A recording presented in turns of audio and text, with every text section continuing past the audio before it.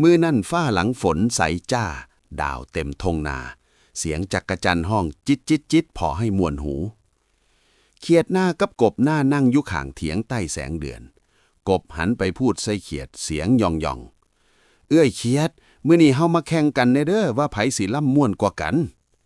เขียดหัวเราะฮึแน่เด้เจ้าล่ำคืออึ้งไหมล่ะบักกบคอยนี่ล่ำหมอล่ำรุ่นเก่าเด้อกบสูดลมหายใจลึกๆแล้วเริ่มก่อนเสียงต่ำๆดังไปทางหน้าโอ้มกบตัวน้อยอยู่ขั้นหน้าคิดฮอดเขียดหน้ามาเฮ็ดหยังบาดน้อเสียงหลากเหย้าจนควายข้างเถียงยังเงยหัวฟังเขียดพอได้ที่ก็ลุกขึ้นล่ำสวนทันทีเขียดหน้าก็คือเจ้าของธงเมื่อนี่มาส่งกบได้เอ้ยหวาเสียงแหลงหมอล่ำของเขียดดังใสจนแม่งจรฟังแล้วบินมาเกาะหูกบหัวเลาะแล้วว่าตอบอีกบท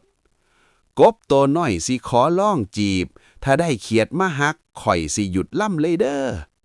เขียดหน้าแดงหัวเลาะจนพุ่งสั่นหันแน่ล่ำบ่แม่นหมอล่ำกลายเป็นล่ำจีบแท่นแน่เด้อบักกบ สองตัวพัดกันล่ำใส่ไปใส่มาเสียงดังล่ำหน้าจนใกล้ข้างบ้านตื่นขันตอบเอ็กอีเอ็กกกเขียดก็หันไปหัวเลาะเห็นบ่กบมันยังย่อมแพ้เสียงล่ำของข่อยเลย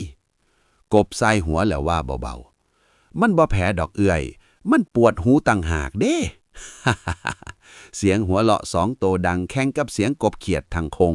เถียงหน้าน้อยๆสั่นตามจังหวะเสียงล่ำมวนๆนั้น